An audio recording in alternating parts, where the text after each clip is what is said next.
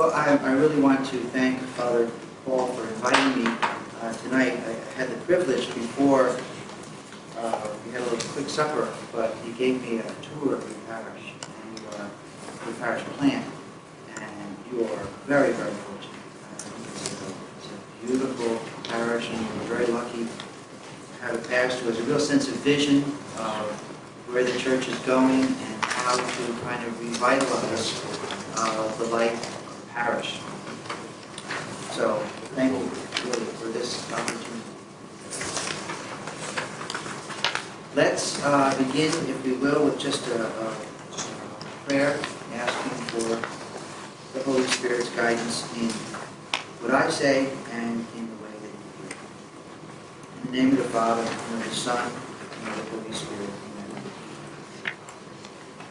Heavenly Father, you sent your Son to heal and to reconcile, to straighten out paths that seem twisted and crooked and unbendable.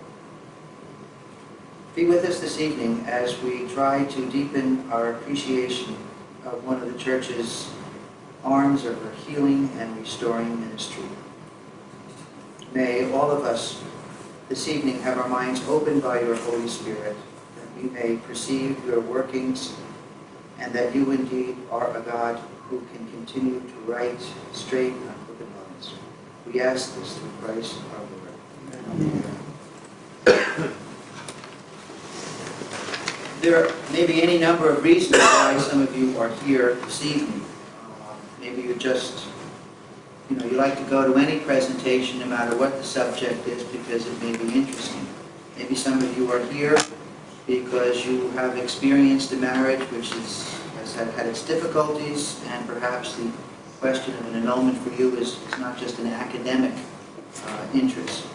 Oftentimes in groups like these, it's parents who come because of their concern for a child who has, say, married outside the church, and what direction can you steer them. So it really doesn't make any difference why you're here, as long as you're open to the Holy Spirit, and hopefully I can clarify some of the distinctions and distortions that often surround the whole question of marriage annulments. Whenever there is some case that makes its way into the papers, whether it's the Princess of Monaco or one of the Kennedys, oftentimes the question, the way that an annulment is treated is some kind of arcane, some kind of mysterious process in which the more money you have, the better chances you have of getting an annulment. So there's all kinds of distortions. Also, people think that annulments are something that only a few people get, and it's kind of one of the Church's best secrets. What I'd like to do this evening is just kind of open up some very broad approaches to annulments. This is not a crash course in canon law. I'm going to be looking at one little canon that may help us. There's simply not the time, nor do I have the background or even the interest to go into an extremely detailed process of annulments. We don't have the time, you don't have the interest, and so what I'd like to do is strike some broad areas to help you to do two things. First, to understand what the annulment process is, and second, to be attracted by that. To realize that this is one of the ways in which the Church tries to heal people. It is not a penal process. It is not going for the parole board. The Church realizes that for most people, their vocation is marriage. And that's the way to salvation. And their spouse, whoever that be, has got to be, in a sense, Christ for them in that relationship.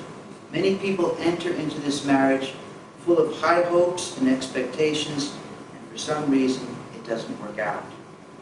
And so it's the Church's real concern to help to the fullest extent possible, to help to allow these people to enter into a new marriage, which is one which will be tied to their vocation, one which will, in final analysis, help them to eternal salvation. So it's not It's not a penal process. It's not something to punish people or embarrass them. The church is really trying to help people, many of which are in situations that are represented here this evening. So that's probably the most important thing I can say to all of you, that this is part of the church's ministry of healing and reconciliation. You have on your those sheets that were passed out just a kind of outline to steer you through what may seem to be a lack of organization, and to help you maybe use that to jot down some points. I'd like to talk for about maybe 50 minutes, take a brief break, and then open it up to questions, okay?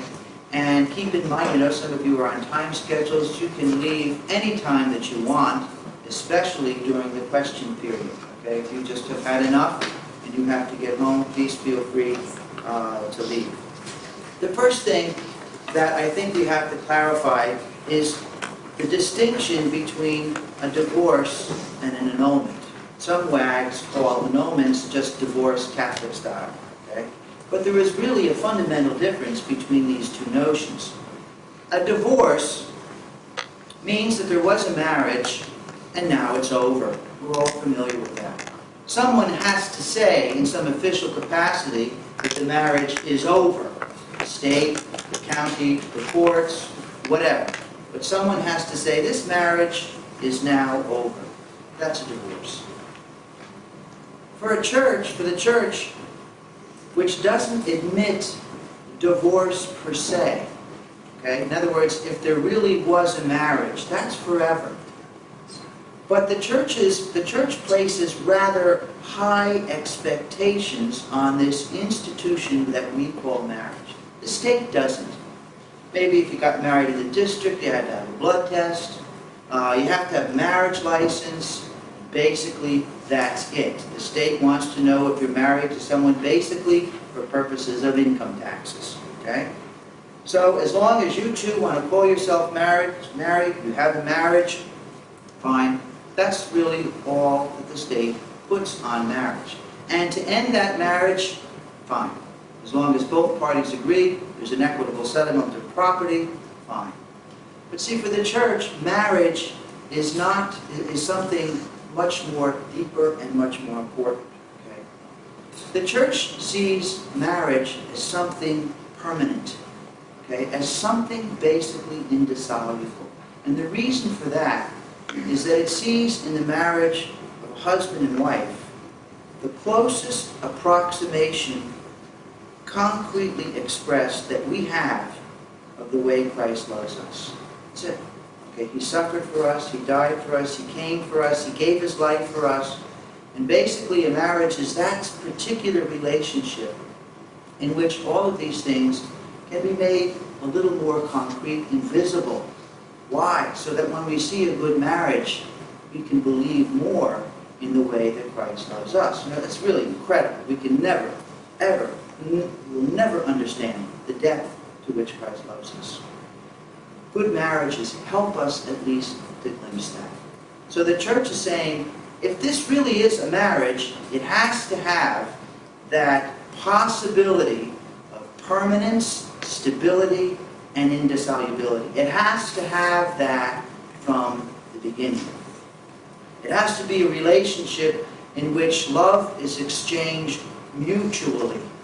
Love is kind of, you love the other person, you love them for them, but you also love them for yourself. You feel good when you love someone. So there's always that, say, element of selfishness or that, because you realize just how great it is to love someone and to be willing to spend your life with one another. It's the way Christ loves us. He wants to spend the rest of His life with us. And that's the whole mystery of salvation. A marriage, then, if it's going to express mutual love, has to express self-giving. It has to be open to sacrifice. It has to always basically put the other person first. And this is not just, this is not just what the church hopes for from a marriage. This is the bottom line. This is what has to be there for the church to call this a marriage. And that giving is total. Nothing is held back. There's no part of me, my dear, which I'm going to reserve just for my friends and apart from you. It's a total giving, which we see again in the death of Christ on the cross. Total gift of himself, held nothing back. These are the elements that the church sees as absolutely necessary to call a relationship a marriage. Okay? Now before you start saying, whoa, wait a minute, no one can live up to that. I think we have to admit that it is very difficult to live up to that. And in some cases, it is impossible. And that's where the whole question of annulments comes in. You see, the church says that marriage is forever. And that's oftentimes misunderstood. Some people understand that, okay, Sally and Joe get married. They got married in the Catholic Church. They have to stay together for the rest of their lives. Actually, the way the church reasons it is backwards. If this really is a marriage, then it has to have within it, at the outset, that possibility of lasting forever. This lasting forever is not some kind of thing that the church adds on to a marriage, but rather it is part of what constitutes a marriage. And without that, if there is some reason, in a sense, why the marriage is not going to be able to reach this ideal that the church has, that's where annulments come in. Because you see, if any of those elements are lacking, such as permanence, that possibility for permanence or indissolubility, if the mutual love is lacking, if there's no self-sacrifice on the part of both people, if it's not total, then the church basically says, call it what you will, call it friendship, let the state call it a marriage, but we're not going to call that relationship a marriage. The church is very, very concerned about preserving the integrity of this sacrament. If marriage is to be a concrete sign to people of how Christ loves us, the church is very interested in separating those relationships which don't have that possibility from those that do.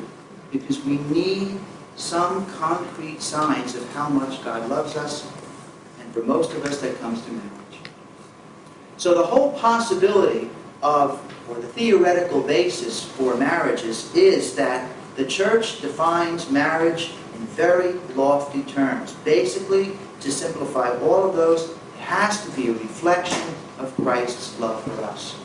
When that reflection is not possible, then the church says it's not a marriage. Call it what you will, but it's not a marriage.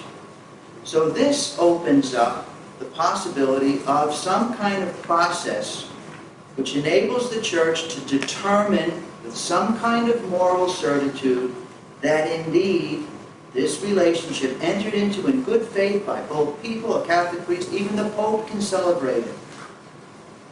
But it didn't have within it some of those elements that the church sees as absolutely essential to marriage. And if they are not there, then the church, we say, annuls the marriage, but that's not really the proper terminology. The proper terminology is to declare that that marriage has been null from the very beginning. In the church's eyes, when a couple stands before an altar and they are married, at that instant, in God's eyes, that marriage is either valid or not. It can live up to all the potential that a marriage has, or it can't. And it never changes.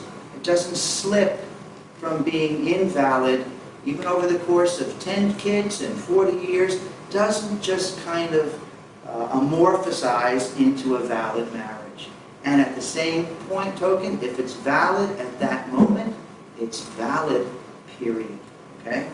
So one of the ideas of the church is, the requirements is to look at this marriage to determine what went wrong. And usually when something went wrong in a marriage, it's a pretty good possibility that the marriage went wrong for very good reasons. That's what the church wants to, in inviting people to participate in the annulment process. You know, I've worked on this for maybe 15, 16 years. I think it's one of the most self-satisfying ministries, to be able to tell a man or a woman who wants to enter into a new marriage or have that marriage validated, you know, you really did make a mistake. And the church is basically saying it's a good thing that marriage broke up. It's a good thing you got the divorce, because that's not your vocation.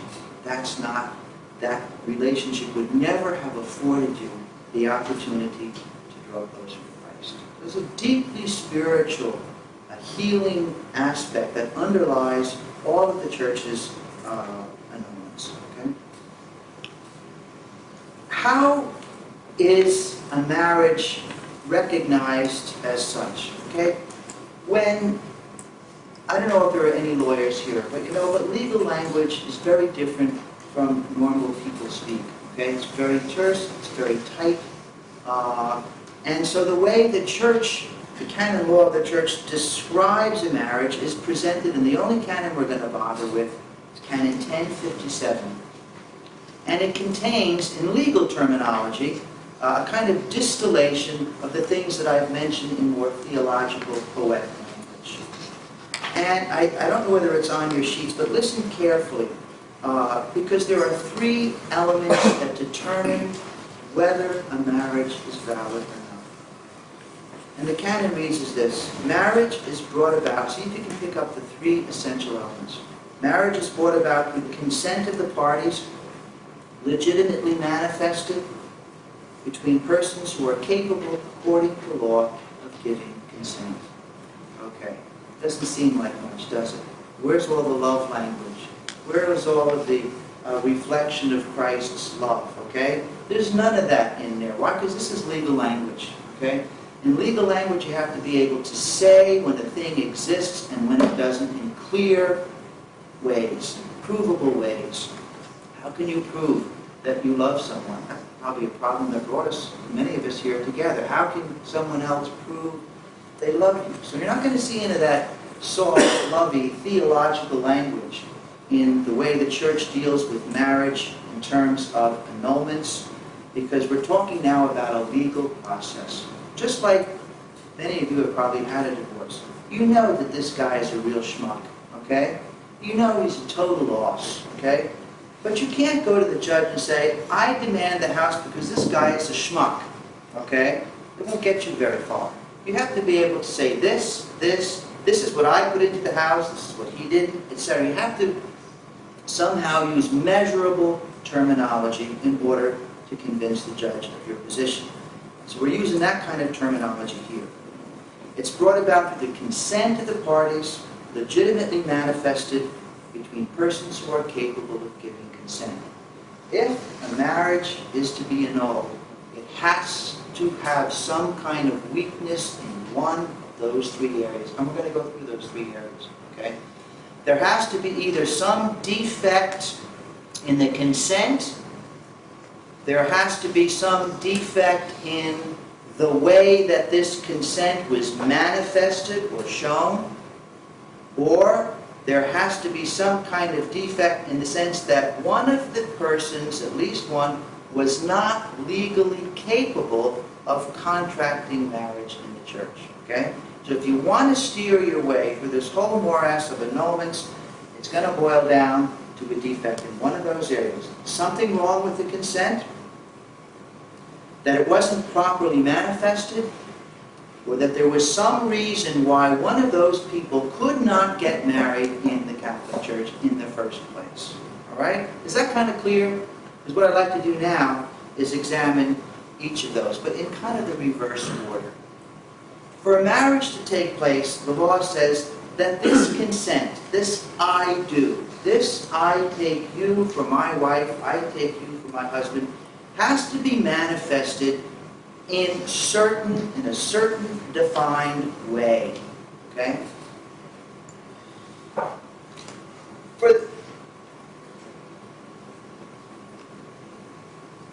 let me put it this way. We're talking here about some, what we might call legal solemnities. Okay, there have to be some legal things which are present when this consent is given. For example, if you buy a house and you put a contract down on the house, you have the money in the bank, you really want this house, but you don't sign the contract. What's the problem there? What's the problem there? You want the house, you put a contract on it, but you don't sign it. What happens? It's worthless, okay? You want to do it, you have the money in the bank to buy it, but you don't sign it. Or maybe a trick like I do when you pay your bills at the end of the month, and you know you don't have enough money, but you don't want to get penalized, so you send the bill in, but you don't sign the check, okay? It gives you about 10 extra days, okay? Because they'll return the check to you, hopefully, because you didn't sign it. Now, maybe I really wanted to make my car payment. I had the money in the bank, I fully intended to do it, but I didn't sign the check, okay? So, in a sense, that check is worthless, it's invalid, not because of what I intended or capable of, because I just didn't sign it. Okay? There's that element. There's some annulments in the church which are possible on something like that. Okay? It's what we call that the consent has to be manifested in the proper form, proper way. And the proper form is this. If in that marriage, in that couple, one of the parties is Catholic, at least one, then that consent has to be given in the presence of a Catholic minister, bishop, priest, or deacon, and before 2 witnesses. Okay? Is that clear? Sounds very simple, doesn't it? So John and Abigail get married. Abigail's a Catholic. John is a Buddhist. Okay? They get married, and they get married in the Buddhist temple. And it's beautiful. There's smoke everywhere. There's zithers playing. Everything. Everyone loves it. The food is great. But it's an invalid marriage. Why? Because Abigail's a Catholic and she did not get married in the presence of a Catholic priest. Okay? That's the proper form. Many marriages are annulled on that basis alone. It's a typical elope scenario. Okay? They eloped, they stood before the justice of the peace, they got married till death do its part, which lasted about 2 years. And then they want an annulment, piece of cake, if one of them is Catholic. Okay? Because right away, you don't have to go into, did you love her, how many kids did you have, how long, if it lasted 50 years, the very fact that it's not conducted in the presence of a Catholic minister makes that marriage invalid, case closed. Okay? What about when 2 people, neither of whom are Catholic? Okay? Whatever the state says is necessary for them to get married, the church goes along with. Okay? So, 2 Methodists can't come, say that marriage breaks up.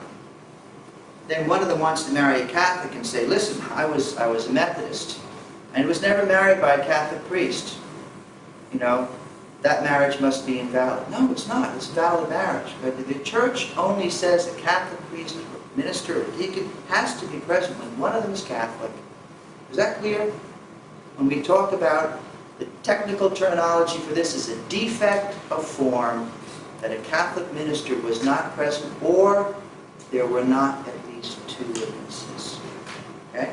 So if anyone's in that situation, okay, you just won the refrigerator, okay? Because that's the easiest of all kinds of possible evidence. It's called a documentary case. You don't even have to appear, because all you need is what? You need your baptismal certificate that says you're Catholic, and you need your marriage license, which says you were married by Sarah Green, okay? That's it, okay? So that's called a documentary case. Okay, it's so clear, it's so simple, nothing ever remains that simple. Because the church has this form which is almost unknown in civil law, which is called a dispensation. A dispensation means that for some good reason, in a particular case, the law is waived. Now, don't try that if you get caught speeding, okay?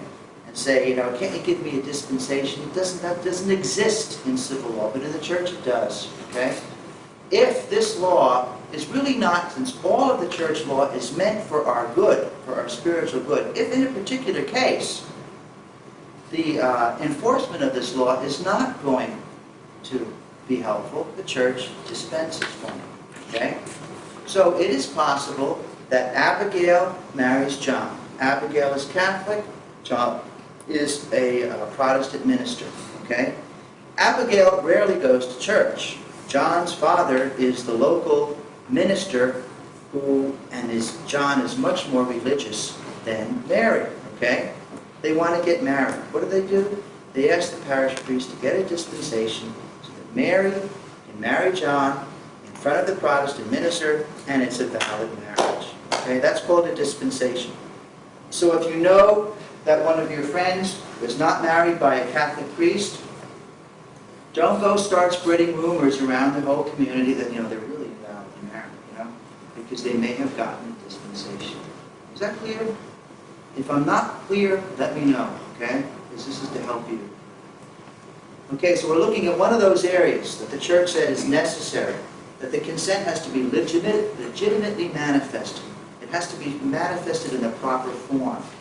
If one of them is Catholic, then that marriage must take place in the presence of a Catholic minister, or there must be a dispensation which allows for it to take place somewhere else, okay? The church will only give that dispensation, at least in this archdiocese, if the ceremony is going to be a religious ceremony. So it can be a Catholic and a Jew, Catholic and another non-Catholic Christian, fine. But we'll never give the dispensation to be married, sacred, and justice and peace. Okay. One broad category, that the consent was not legitimately manifested. Second, that the people who manifest this consent have to be capable by law of giving consent. What does that mean? Okay. It means that some people, that even though they are physically or mentally or emotionally equipped to say, I want to marry you in the proper form, nevertheless, there may be some reasons which the church says, And these are called impediments. Impediments to marriage. So, your 12-year-old daughter cannot marry her science teacher, okay? Even if she is madly in love with him, okay? Because according to universal church law, she has to be at least 14. So, I don't care who marries them. There could be no dispensation from this one, okay? So, that's an example. Another example of an impediment is this Roman collar, okay? Now, when you're ordained a priest, you're ordained a priest forever, okay? If I were not to approach and go through the whole process of what's called laicization and be relieved of my priesthood and want to marry someone, it's invalid simply because of that fact, because I am not capable by law of giving consent in a marriage, okay? Mom, you can't marry your son, okay? That's another one. That's an impediment called consanguinity. When the bloodlines get too close, then there is a law that says these two people are not capable of entering into a marriage. Okay? Those are just some examples. Holy orders, perpetual vows that a religious might take, a brother or a sister or a priest.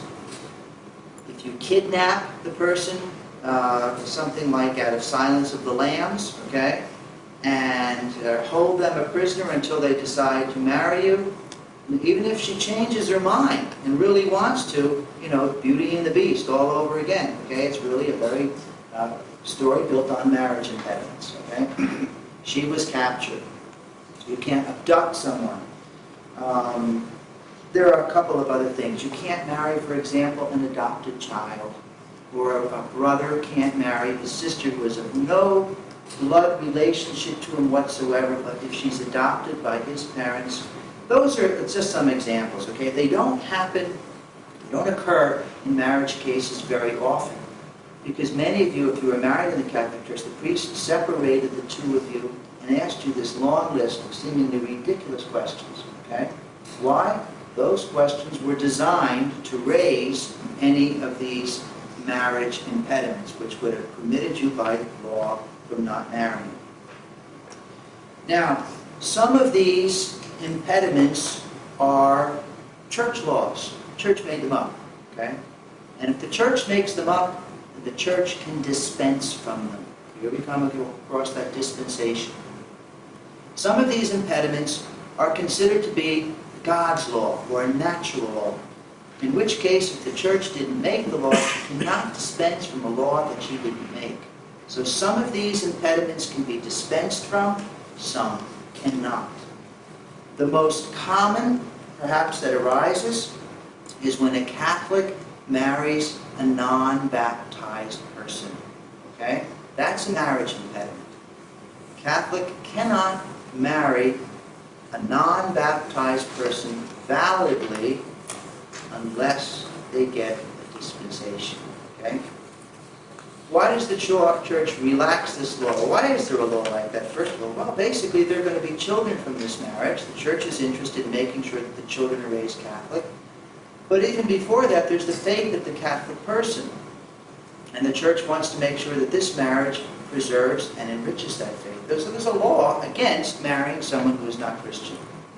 But this is easily dispensed from. Okay? Why? Because maybe they love each other so much that she's going to marry this guy no matter whether there's a dispensation or not. So the church grants a dispensation as long as the Catholic, there's reasonable expectation that the Catholic will continue to grow and practice their faith. I just single that out as one example in which some of these impediments can be dispensed from. A person can be dispensed from the impediment of holy orders. A person can be dispensed from a perpetual vow.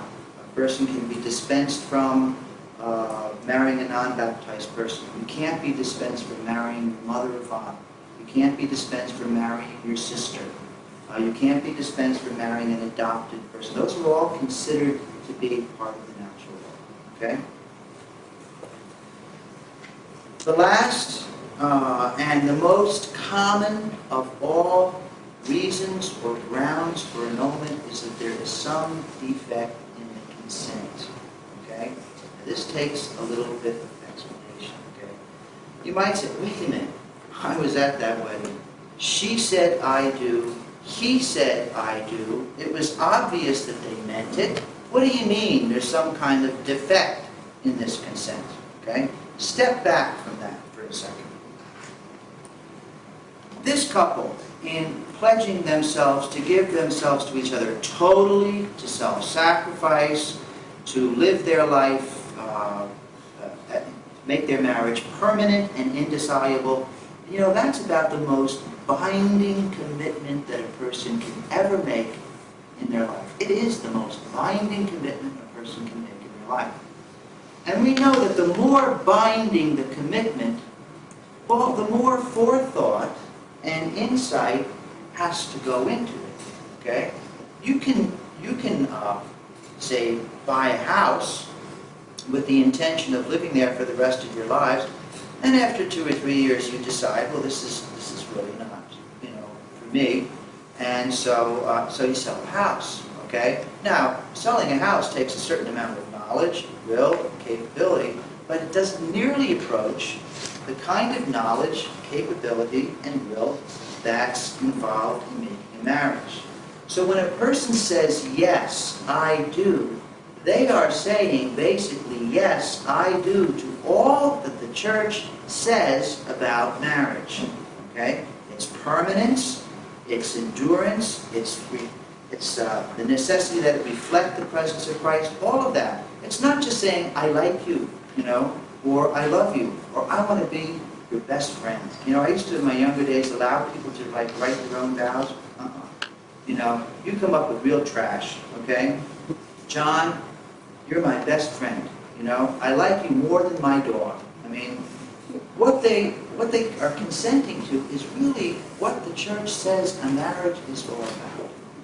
When we realize how weighty what the church says marriage is, perhaps we can begin to see that there may be some areas in which a person says, I do. But either one, through a lack of knowledge, doesn't know what he or she is saying, I do to, okay? Or they may know it, but they may really not want to do it, okay? What do you mean they don't want to get married? Well, I mean, it happens all the time. People get married and they're really having second thoughts. You know, but why do they go through it? Because the invitations have been sent out. The reception, it's all, I mean, my mother's going to kill me if I pull out of this marriage. Some people are kind of pushed into a marriage because of pregnancy. Sometimes a person is pushed into marriage because they've been to all their friends' weddings, and they're about to move out of what they consider the marriage market. And there's this guy here, well, I really don't want to marry him as much as I want to be married, okay? And so there's a certain lack of the will to marry this particular person. Maybe some defect in the knowledge, maybe some defect in the person's willingness or will, and there may be some defect in the person's capability of fulfilling that consent. And that's usually the big one, okay? In other words, if we had to say, in these three categories, lack of form, some impediment, or consent, which are most annulments fall into? The third one, consent, okay? And in the consent area, what do most marriages end up invalidly defined? Because of a lack of knowledge? No. Lack of will? Sometimes. Lack of capacity to fulfill those promises? That's the big one. That's most of them. Okay? An example. John is an alcoholic. Okay? And maybe at the time of the marriage, he wasn't pushing a six-pack a day or, Jack Daniels a night. A little social drinking, okay? He makes the commitment to marry Abigail. As the marriage goes on, this drinking problem becomes more and more severe. Now, if you've ever lived with anyone who is addicted either to alcohol, drugs, or their job, who comes in second? The other party, okay? Whereas the church says there has to be a total giving of this person. So that sometimes the person knows what marriage is, really wants to keep this wife or this husband, but there is some lack of ability or capacity for him or her to do that. Okay? I just singled out one area. Okay? Some kind of addiction, some kind of sexual dysfunction. A person who is basically homosexual marries a person who's basically heterosexual, you just know it's not going to work. It can be covered up, but it's really never that total commitment. Why? Because there's something being held back. Okay? Oftentimes, if you want some clear examples, any kind of addiction, any kind of sexual dysfunction, sometimes certain forms of emotional or mental illness. That's why on our forms, when we sit down and interview a couple, one of the questions is, have either of you ever suffered from some emotional illness or breakdown? Why? Because that may not make the marriage, may be a problem later on in the marriage. Okay? So those are some of the big areas of where, how a marriage can be invalid. It's important to see that before we get to the how-tos, okay? In other words, go back to that canon, 1057. Marriage is brought about by the consent of the people, okay? Now we know what that consent means, not just I do, but everything that the church says a marriage is all about. Is that consent there? Has that consent been legitimately manifested in the proper form? And are the people entering into that marriage capable of marrying? In that third one, perhaps the one that most comes to the attention of people who work in the tribunal in terms of people not legally capable of marrying, are a person who comes they want to have their present marriage blessed, okay? But this is the third marriage, okay? This is the third marriage, okay? They were married once, okay?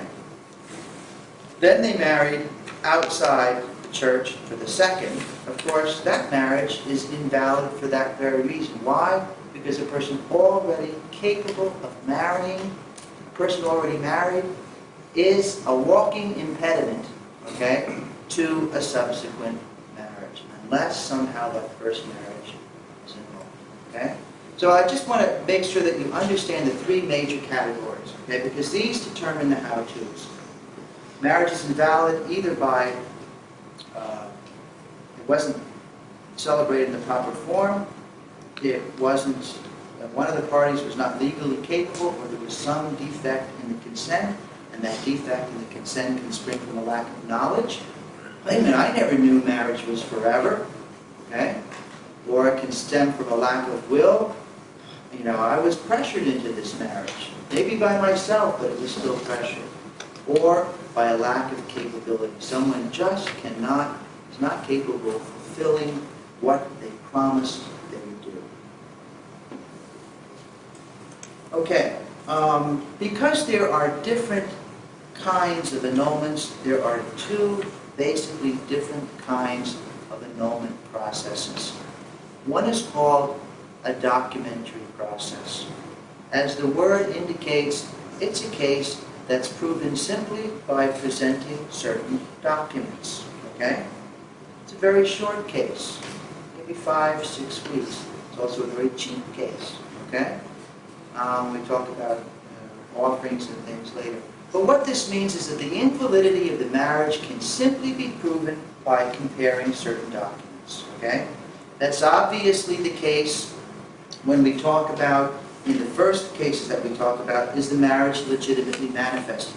If the name of a Catholic minister does not appear on the marriage license, okay, and if a baptismal certificate proves that one of those people was Catholic, we just basically present these two documents along with a decree of divorce, okay, because the church will not touch an annulment process until there's a divorce, a civil divorce. So if you're thinking of that, okay, you really can't start a marriage process until there's a divorce. Why? For two reasons. Number one, the church always hopes that whatever difficulties are there may be able to be resolved. A divorce is kind of pretty certain statement that they're not going to be resolved. And also to protect the church itself legally from being sued for breaking up a marriage, because it's giving advice to someone about how to pursue an annulment until the marriage, until there's a civil divorce. Okay? So those three documents, that's all you need. You're married outside the church. Baptismal certificate, decree of divorce, and your marriage license, which shows you weren't married by a Catholic priest or minister. That's documentary case. The second area for documentary cases are impediments, because most impediments can be proven by a document. There's a document in the chancery that says I was ordained a priest on a certain day. Okay? Here's my marriage license. Here's this decree from this statement from the chancery that I was ordained a priest on such and such a day, had no dispensation. Boom, that's a documentary case. Okay? Someone is married at, say, 13 years old. Okay, here's the wedding, it's the day of the marriage, here's the birth certificate. Boom, compare the two. Can you see the point I'm making? Documentary cases are rather simple. It's your parish priest or the tribunal will help you to collect those documents. You turn them in, fill out a short paper, and boom, you're free. Okay? The one that's more demanding is a lack of consent. Why? Because you can't prove a lack of consent by any immediately observable things. Okay? There's no document that says, see, this document attests that I didn't consent validly to this marriage. Okay? There's no such document. So how does the church work through these kinds of situations? We need not legal documents, but we need you to tell us the story of the marriage. We need you to tell us what happened. If you like to write, you're going to love getting an annulment. okay? And if you'd like to write very interesting things, the judge is going to love to read your annulment, okay? You know, this is maybe not apropos, but yeah, I remember the cases, the one that's sticking in my mind are the really interesting ones, you know? As opposed to the ones in which it's like hearing confessions from nuns, it's like being stoned to death with popcorn. Those you kind of forget, okay? But the really interesting cases, and sometimes it's simply the way in which they're written, okay? So, in order to proceed with an annulment, if you were married in the church, you know that there are no marriage impediments or anything. You're going to be looking at what we call a formal process. So we have a documentary process and a formal process.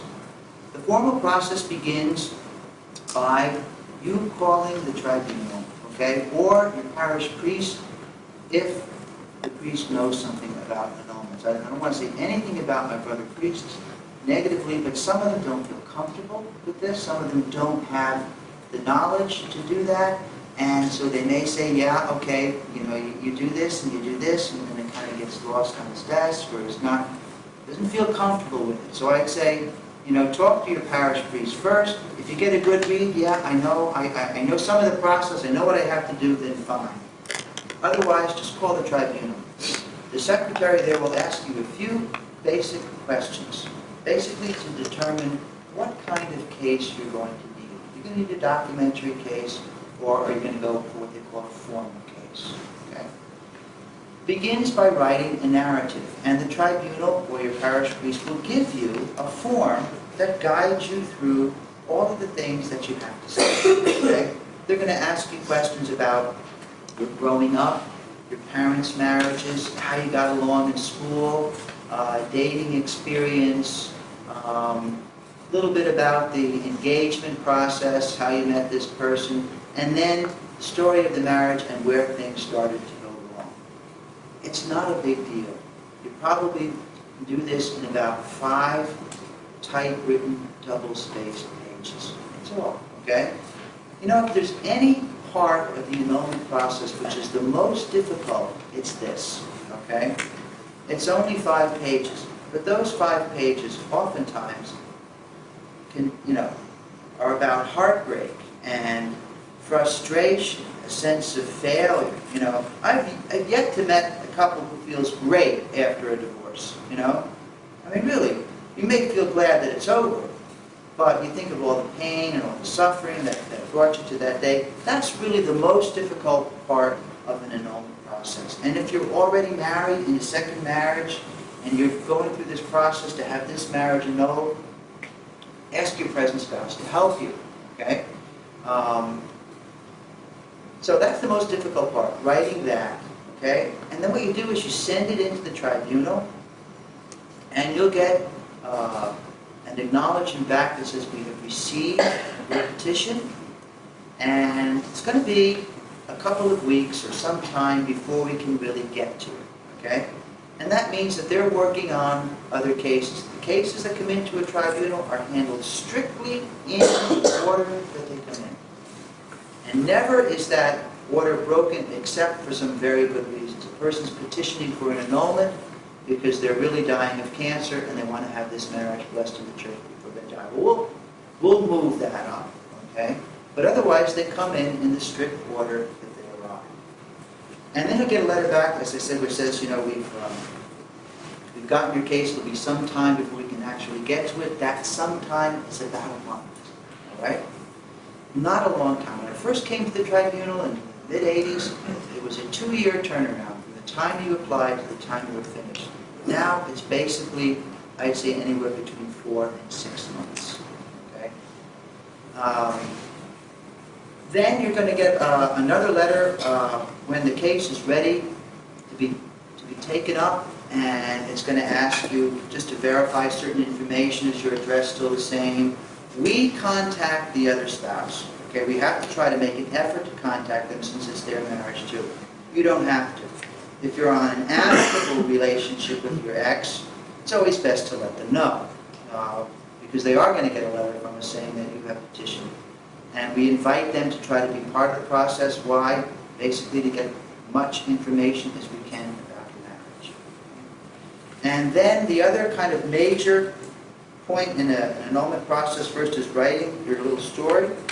Second is you're going to come in for an interview, okay? And that's really the way you should look at it, okay? There's no courtroom per se in the tribunal. There's no people running around in black robes. You meet with the person, usually a priest, maybe a layman, maybe a religious sister. You meet with the person who is going to make the decision on your case, okay? And the importance of this is you want to kind of be brief in your written thing. You don't want to fill that up with a whole lot of details and stuff like that. But the person who's the judge is going to zero in on those areas which are going to be most helpful for you. You have to realize that in the annulment process, the church, if a marriage is broken down, it's in the church's interest to see if there really is an invalid marriage here. It's not like the parole board. So in that sense, the judge and the tribunal are on your side. They're not against your other spouse. They're not on your side. They're on the side of helping these two people perhaps to get a degree of annulment, which means that then they can get on with their lives and get on with their vocation, get on with their spiritual life, which for most people is marriage. Okay? So you're going to go for an interview, and the judge, it's very pleasant, you know, it's not fun, okay, but it's not unpleasant. They're not there to embarrass you or in any way to upset you. They really want you to fill out in person so they can see your face and hear your voice. Give some examples as to how, why this marriage went wrong, okay? It's not a big deal. I know people are very nervous when they come in. I would say, look, stand up, turn in a circle, shake your arms and legs, take a couple of deep breaths and sit down, okay? When you go there, the judge will most likely record everything that you say to him.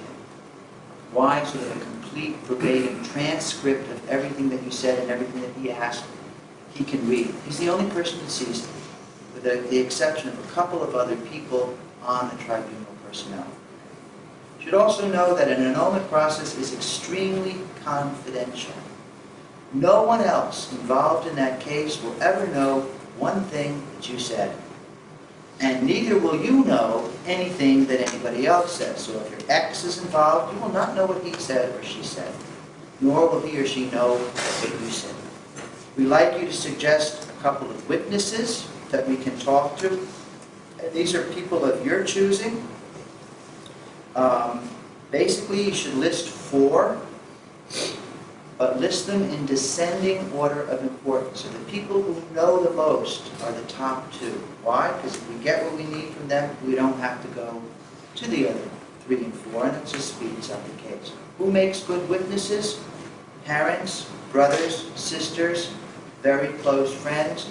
We try to avoid ever children of the marriage as being a witness in the marriage, unless the parents are considerably older and these children are now adults.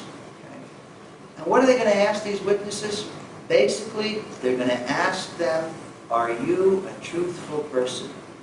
Okay? Very few people outside of maybe an immediate family ever really knew what went wrong. They're not privy to the difficulties of what a couple went through. So in most of the cases, the witnesses don't know anything really about what went wrong, except from casual remarks or external observances. But you know went wrong, and you told the judge all that you think that went wrong. So the most important thing that person can say is, Sal is a very honest person, okay? Don't pick as a witness anyone you lied to, all right? So you're going to have to pick a couple of witnesses. What happens is the judge talks to you. Some judges like the witnesses to come in, and so we can have a face-to-face with them. Others are content to do that over the phone. Again, they will ask for permission to take record the conversation.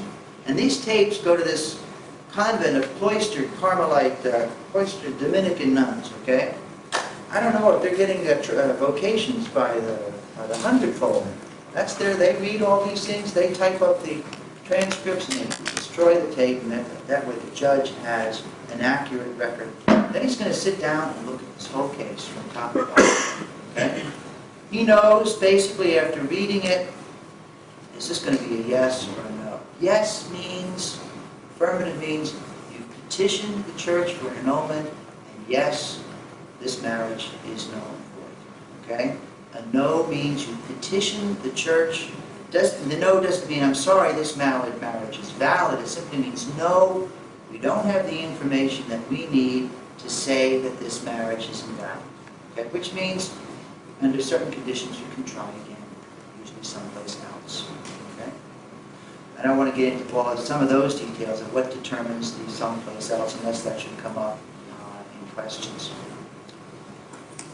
What about money? Okay? The tribunal is going to ask you to make a donation to help defray the costs of this process. Okay? It varies from diocese to diocese. For a formal case, where there are interviews and everything like that, the church currently asks a donation of $450. Okay? And when I say the word donation, it's exactly what I mean. Okay? First of all, what is the money used for? The priests, the sisters, the people who work on the tribunal, they're paid a salary as a priest or religious. None of that goes to them. It basically goes for the secretarial help, to pay their salaries, who are typing up all the transcripts, who are doing all the photocopying for the office machine. That's where it goes. Of course, the diocese, a little over $1,000 to process a case. We ask the people for $450. Okay? If that's no problem, fine. Sit down and write out a check. You'll get a little. This will come in at certain time. We want to let you know what the financial obligations are here, and you just check off a box. Yay! Here's my check for $450. Number two, I can do that, but I'm going to pay in installments of so much a month. Three, I can't do that, but I could give you 100. Or four, I'm sorry, my circumstances at this point just don't allow me to make any contribution whatsoever.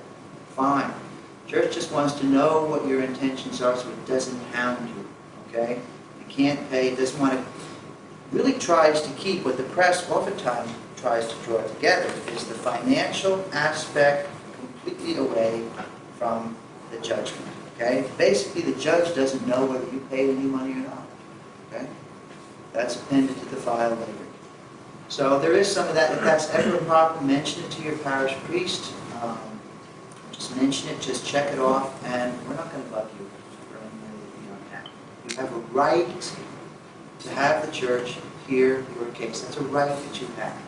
And if it's a right, and you can't be charged for exercising that right. The donation does help the tribunal meet some of its expenses. Just one other little point, and then I'm going to open it up to some questions, is every court system, every governmental system has its checks and balances to make sure that the other is doing its job properly. And that exists in the legal structure of the church as well in terms of annulments. So we speak of the first stage of this process in which you write, you meet the judge, you get the decision, the answer is yes. We call that the first instance. Okay? Then that case, say you got an affirmative, will go to another court for a review. Not a retrial, but a review. And they're going to check for two things.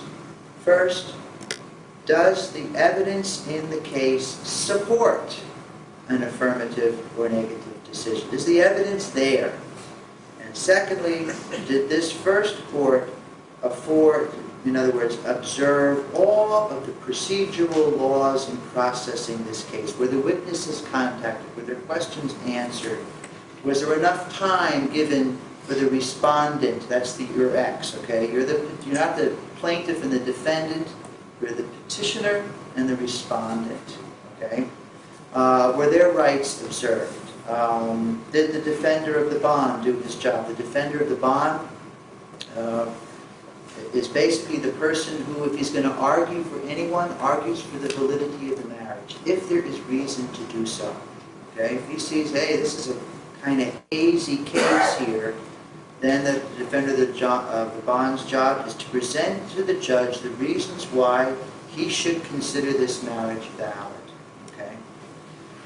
In many cases, it's patently invalid, and the defender of the bond will say, I have examined this case, I find no arguments, convincing arguments, to lay before the judge for the validity of this marriage. Okay? But it's part of the check and balance system within even that first instance. There's someone representing the marriage. So it goes to this other court. It may take a month, it may take 6 weeks, and that court must confirm the first decision of the court. Okay? Decision of the first court. So if the first instance says affirmative, second instance says affirmative, you get a letter from the tribunal, the case is now completely over. You got a letter after the first decision, it's now completely over, and you may take this letter, which declares the marriage invalid, to any priest that you want to marry, validate your present marriage or marry again. Show him this document, and that will prove that that first marriage is invalid. Okay? A kind of a romp through a very complicated area, but what I wanted to do is just show you some of the broad lines, help you to understand basically what are the 3 grounds for an annulment. Some lack of form, some impediment, some defect of consent. To show that in consent it can be a defect in one of 3 areas: the will, the knowledge, the capacity, emotional or physical, of the person to fulfill the promises of marriage. In other words, to bring this marriage to the level that the church says a marriage is by its very nature. Tried to show you some of the basically just a little bit of the how-tos. If you're really serious about that, the tribunal itself will provide great assistance to you, giving you the forms and steering you through this. I recommend, if your parish priest is open to this, I recommend showing it to him first, having him mail it, because what they will do is they will send, anytime they send you something, we need this, we need that, they send a letter to the priest as well. And it's a way of, the priest will say, I'll say to someone, hey, I see you got a letter for a request, or I need this baptismal certificate. Did you get that up to me? Oh, no, I forgot, but I will. Okay? Because after a certain amount of inactivity on a case, it's just dropped. Put it in the shelving room, and if anyone wants to reopen it again. But I would really recommend using your parish priest if he feels comfortable or capable of doing that. Okay? Let's stand up, take a potty break, take a walk, get a smoke, whatever. Maybe come back in about 5 minutes, okay? And then I'll entertain questions. As long as you like. You just give the last name that you are aware of, okay? They may have remarried. You don't know what the last name is now. You just give their last known name and address, okay? Right, if you have any, like if you know a good friend of theirs that might know where they are, you should supply that information. But it's not up to you to do that hunting. But you have to give the tribunal enough information to do that hunting for you. Okay? Good question.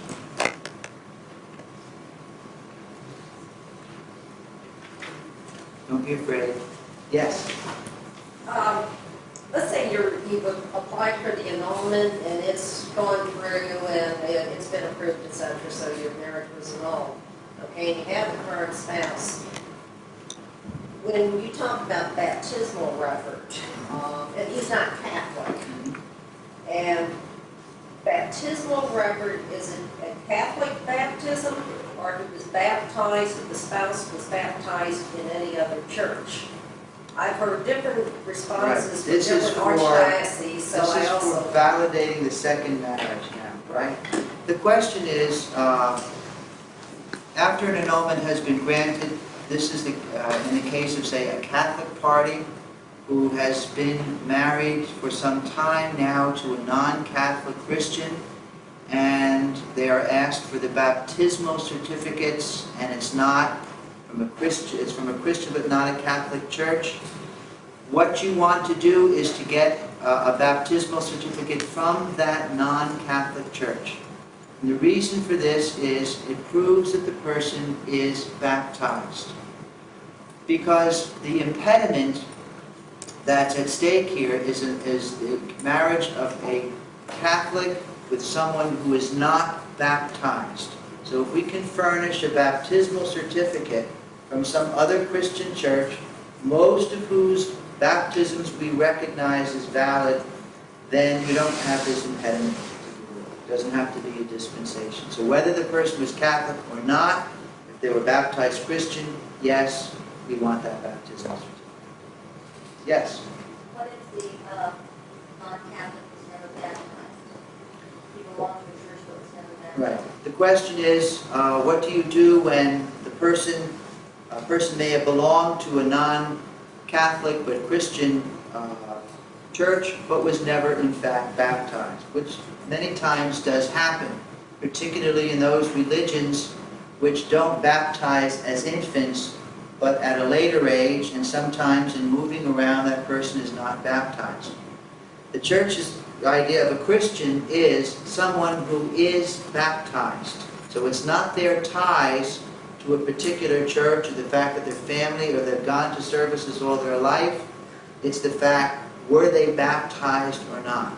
So in a case like that, yes, we need a baptismal certificate. If the person was never baptized, then you have two options. If the person really considers themselves to be a Christian and would like to be baptized, the person can be baptized in their own church or as a Catholic, as long as their heart, it's a sincere decision on their part. Or if the person chooses not to be baptized, then you apply for a dispensation. The priest does it for you. You apply for a dispensation for what they call disparity of cult. It means the marriage of a Catholic with a non-baptized person. The dispensation is readily given as long as the Catholic party, on the dispensation form, there's two statements that the Catholic party subscribes to. Number one, I intend to continue practicing my faith in this religion, in this marriage.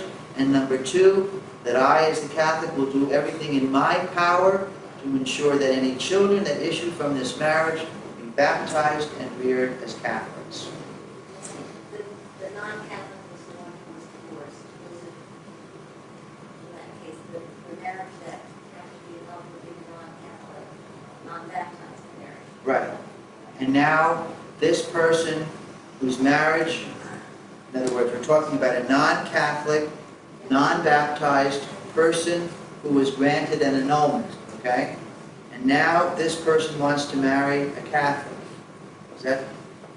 Well, how would he get an annulment? How would he get an annulment? Okay. Unless the current marriage. He, first of all, unless this person is interested now in marrying a Catholic person, this previous marriage is never going to come to the church's attention. You know what I mean? So he's married, and he married somebody else, and they got a divorce. Fine. As far as he's concerned, this marriage is over. Then this person falls in love with a Catholic, okay? And this is where the person discovers that all is not over, okay? Why? Because the church presumes that that first marriage between two non-Catholics or even two non-baptized was a valid marriage. And therefore, in order for this person to enter into a marriage now with a Catholic, it's going to come to the church's attention that there's an annulment that needs to be given. So even though he's not even baptized, and his first wife was not baptized either, nevertheless, the Catholic Church gets involved at this stage because the person that he wants to marry is a Catholic. Does that answer your question? I would say many of the annulments that we deal with are with people who were never married in the Catholic Church and weren't Catholic. But a Catholic gets into the scene somewhere, and that's where the question of annulment arises, so that the Catholic party is free to marry somebody who was already married. Yes, What ma'am. if baptismal records have been lost or misplaced over the years? How does one go back and get their baptismal records from? The question has to deal with, suppose you can't find a baptismal record. Sometimes you know the person was baptized, or you think they were baptized, but the records were lost, the church burned down, or maybe there was no record made of the baptism. What you want to do in a case like this is you want to try to find someone who can testify to the fact that the person was baptized. Maybe a parent, an aunt, a brother or sister who was there. Someone who can say, yes, I was present when this person was baptized. Okay? That's when that becomes especially important, is when this person whose baptismal status is uncertain is applying for an annulment on the basis of a lack of form. In other words, for that person to apply for this kind of short, abbreviated, documentary case, we have to prove that that person was Catholic, or so that the form, he was not, or she was not held to the form. So that's where the question of a baptismal record would be of extreme importance. If the baptismal record cannot be found and no one can attest to it, then we can't prove that the person was Catholic. Then we would probably have to go to what we call the formal annulment. In other words, was the marriage invalid on more internal reasons? But if you can't find a baptismal record, if you can find someone who was there, writes a statement, I was present when this person was baptized, have it notarized, that can take the place of a baptismal certificate. Or if everybody else in the family was baptized, older brothers, younger sisters, this person is right in the middle, the chances are that that person was baptized too, although we can't find a record. The churches keep records? I Oh, mean, yes. You can go to the church where You try to find, first thing you have to do is, where was the person baptized, in what church? Most of the time, it's where the church insists that people really should be baptized in their home parish. Why? So that if we need to find a baptismal certificate, at least we have an idea of where to start looking. The church, every parish church keeps a record of every person baptized in that church. And when that person gets married, okay, the church that they were married at sends notification to this church that this person, now baptized 25 years ago, has been married at this church, and that gets entered into the original baptismal book. So that when next to your name when you're baptized would be the day you were confirmed, received First Communion, the day you were married, or ordained a priest. Okay, so a baptismal record. Yet parishes are very, very careful in keeping those records. If you don't know the exact church, then you might write to the diocese, and they'll send out in their newsletter, please check your baptismal records for a John Doe baptized on or about such and such a date. The parish will then check. Yes, ma'am. Are parish records available for us to look at? The question is, are parish records available for us, for a person to look at? The answer to that is usually no. Okay? Why? Because there are sometimes notations in that baptismal record which are rather private. For example, that a marriage was annulled. You apply for an annulment, you're going to want to know where you were baptized. Why? So that if that annulment comes through, they send notification back to that church, and they open up, they find your name, they look next to where you were married, and then in there will enter the fact that this marriage was annulled. Sometimes older baptismal records would indicate whether the child was legitimate or not. Okay? Whether in other words, were the parents married or not. And so there's oftentimes rather personal, private things in those records. So no parish priest will usually let anyone just come in and say, here's the baptismal book, take a look. What they'll do is, if you need a copy of your baptismal record, they will look in the book. There's another form which we use, which is a copy of your baptismal record, and they will copy out onto that the pertinent information, which is usually name, date of birth, parents' names, godparents' names, and date of the baptism, period. Will the tribunal be permitted to see it? No, the tribunal asks for the records, okay? In other words, and again, we don't send them our book, all right? We would, if they need a baptismal certificate, we would fill out the baptismal certificate just as we were giving it to anybody else. If they need a marriage certificate, we'll fill out a marriage certificate just as we would from anybody else. So no comments like on dispensation would not be passed on, only that dispensation? Only that the dispensation was granted or not. For example, in our marriage, if you get married, let's say in a Protestant church, with permission, okay, you have permission to do that, a dispensation was granted, then the records for that marriage have to be kept in some Catholic church, either your home church or the church that is in whose territorial boundaries this marriage took place in a non-Catholic church. So in that record would be dispensation granted, okay? So yeah, we would communicate any dispensations that were granted along with that information, if it's a question of the validity of the marriage or not. So, yes, sir. Assuming that there was a granted annulment, and as a result of that first marriage between two Catholics that were children, you get an annulment says, okay, this is what I'm doing. Says, well, the marriage, the annulment really says the marriage never took place.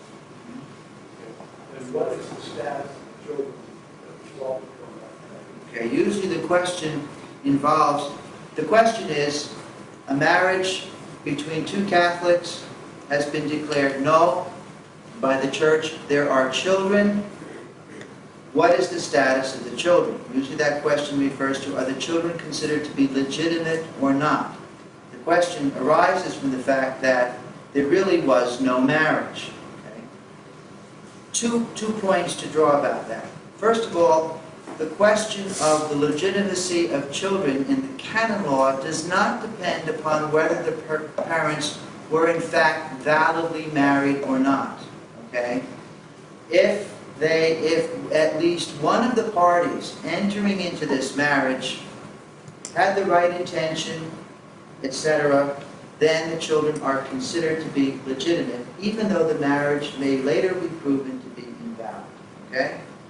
So, the short answer is, an annulment in no way affects the validity, the status of the children as being legitimate or illegitimate.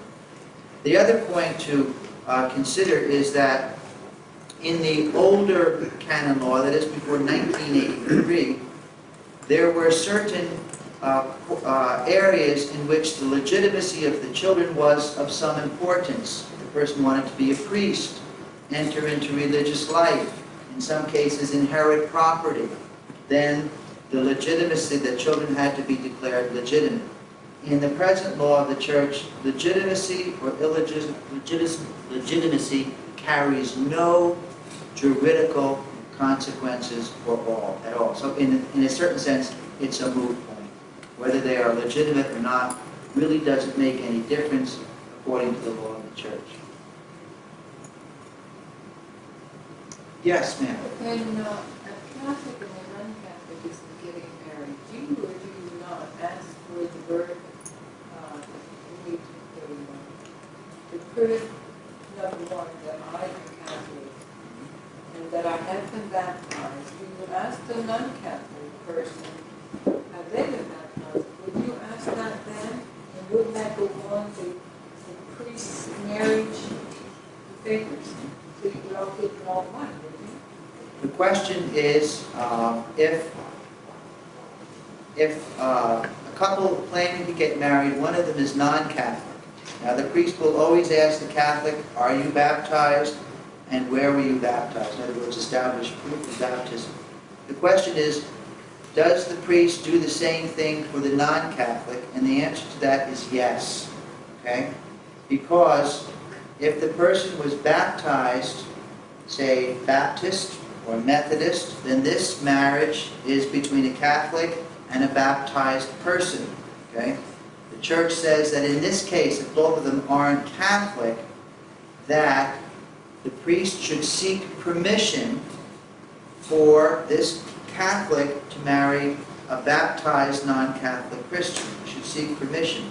But if the priest doesn't seek the permission, nevertheless, the marriage is still valid, okay? Because the other person was baptized. If this person is not baptized, and the priest goes ahead and marries them without the dispensation needed for a Catholic to marry a non-baptized person, the marriage is invalid. So the priest will ask that non-Catholic whether he or she was baptized or not. Because if the person was not baptized, he needs to get a dispensation in order for that marriage to be valid. Okay? Okay, so you could go back to the church in which the person that was Catholic baptized, and then you could actually get all the information there. You'll get your own. Right. The information that the priest, some of the information that the priest gets from this interview is transferred into the marriage register.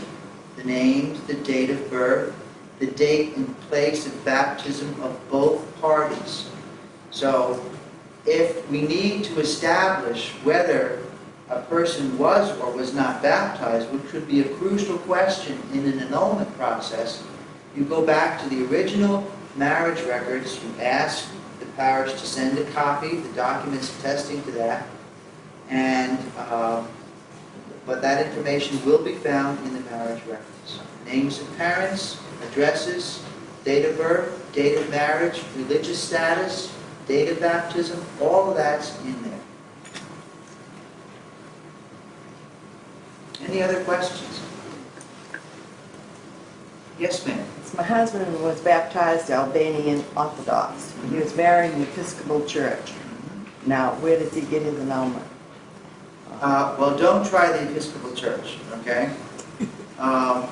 Excuse me, Father, but they only went there because they had no Orthodox churches, Right. Albanian Orthodox. I was christened from Boston. They came all the way to Maine to christen me as an Albanian Orthodox. And they go to the Episcopal Church. That was the highest they would go. They would not go to a Catholic church. And being my mother and father from Albania, they never would explain anything to you, you know. They just take it for what it is, and that's it. They don't say anything.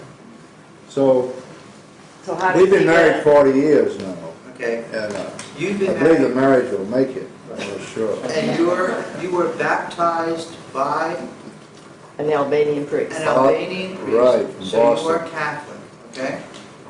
Right, good. Okay. In other words, we recognize the Orthodox religion in the terms of we Understand it, recognize- when I was a young fellow, my Yeah. mother and father never recognized the Catholic. They would never let you go to the church. Well, the point in question here is that we recognize it, okay? Okay. In other words, we recognize the sacrament of orders, we recognize confirmation, we recognize baptism, okay?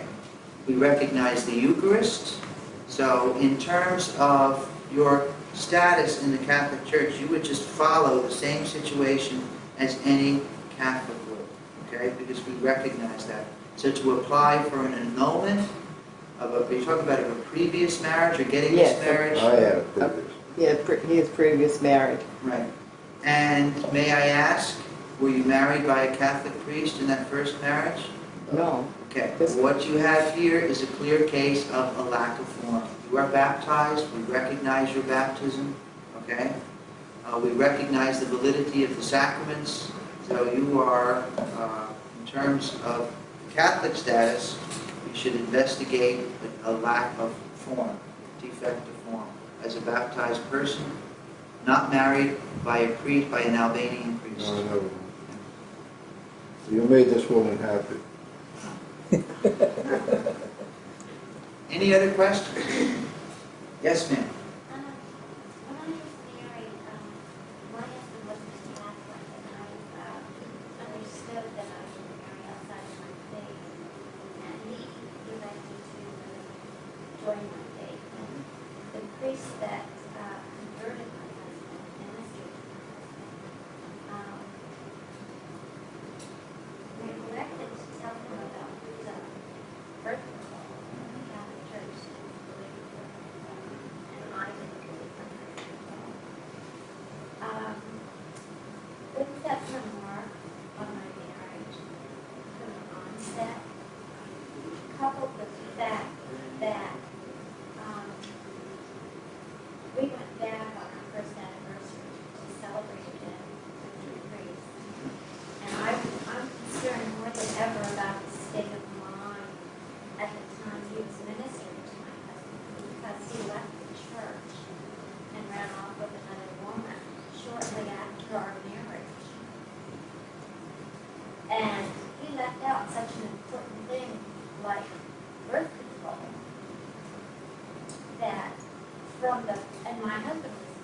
stated that he was just shocked and thinking, well, what kind of religion is this? You have bragged about your religion all of these years. And, well, he made fun of me.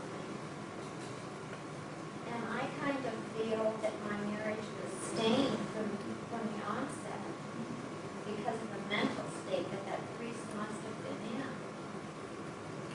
in. There are two questions.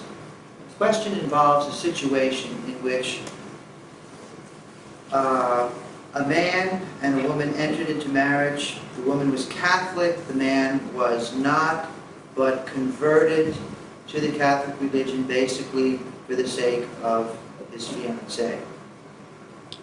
And in this process of preparing for them for marriage, the priest who did so, and also who baptized or converted the gentleman in his first marriage, neglected to tell the couple about, or at least him, the church's position on birth control. Does this in any way affect the marriage? The second question is that this same priest, not long after the wedding, renounced his priesthood and ran off and got married. The question is, did this have any effect on the marriage, either in terms of what he did not tell the husband or on the legal status of the marriage? Let me answer the second question first. When a priest does what the church tells him to do in celebrating a sacrament, whether that's celebrating the Eucharist, hearing confessions, administering other sacraments, as long as the priest does what the church intends him to do in terms of the words and the actions, that sacrament is valid regardless of any interior disposition on his part, regardless of the fact of whether he believed that what he was doing was real or not. And that's been a long-standing position in the church to protect the people from ever worrying about whether the sacrament they have received somehow depends upon the personal holiness of the priest. So a priest can be in the state of mortal sin and absolve you from your sins. A priest can be in a state of mortal sin and celebrate the Eucharist, and that is really the body and blood of Christ. Okay? Why? So that the people don't have to worry that the validity of what they receive somehow depends on the personal holiness of the priest. Okay? There's a technical word for that, ex opere operato. It means if the priest does what he's supposed to do, the sacrament takes its effect regardless of his personal experience. So the fact that he left afterwards, no matter what his mental disposition at the time of that he celebrated your marriage, has no effect whatsoever on the validity of your marriage. The first question is a little more complicated in that for a person to validly enter into a marriage and give consent, they have to know what it is they are consenting to. One of the things that a person consents to in marriage is to be open to new life and not to use artificial means which would prevent that conception. Okay? So the question is, in this case, whether a tribunal would determine that, given this man's lack of knowledge about an intimate and integral aspect of the marriage covenant, does this constitute a lack of knowledge grave enough to invalidate the marriage? That would be a marriage case, okay? I can't pronounce on how they would decide because we would have to know a lot more information, but that would be the grounds of the case. Does this man's lack of knowledge, clear lack of knowledge, of which he is not culpable because it was never explained, is this lack of knowledge, does it amount to a defect of knowledge which would in effect mean that there was a defect of consent? That's the question, and it is a question, and I can't answer that question. That's a case, okay? They would have to have more information to determine how serious was this lack. I mean, did he really know nothing about this? They would have to determine how serious and genuine was such a lack of knowledge, and whether it was grave enough to invalidate the consent of marriage. What you have done is presented the case, and that would have to be heard. You know what I mean? Any other questions? Yes. Regarding witnesses, if the marriage took place 25 years ago, and the two people that were married were only children, there are no brothers and sisters, the parents are dead, what would you do for a witness? The question involves witnesses. What do you do in a situation where, say, a marriage was celebrated by 25 years ago? That marriage is now under review by a tribunal. The parents are dead, the brothers and sisters are dead. Who would you go to for witnesses? I would say good friends, someone who knew you at some point in that marriage. The fact that they would know some details about what went wrong with the marriage would be helpful, but really the most important thing a witness can say is that you are an honest person. Because when he says that or she says that, then the judge has good reason to take everything that you said as the truth. Okay? In other words, until he can establish that you are an honest person, what you say remains uncorroborated evidence. Okay? If the witness can corroborate certain definite points of that evidence, then it's obvious that you're telling the truth. But if the witness cannot, there are no witnesses or not anyone that can corroborate what you say, then indirectly you can corroborate that by saying that you are an honest person. And then the judge, if it seems what you said is at least believable, then the judge can say, okay, on the basis of that witness, I can accept this testimony, this narrative statement, as really a description of what really happened. But that's the most important thing about a witness, that they can swear to your honesty.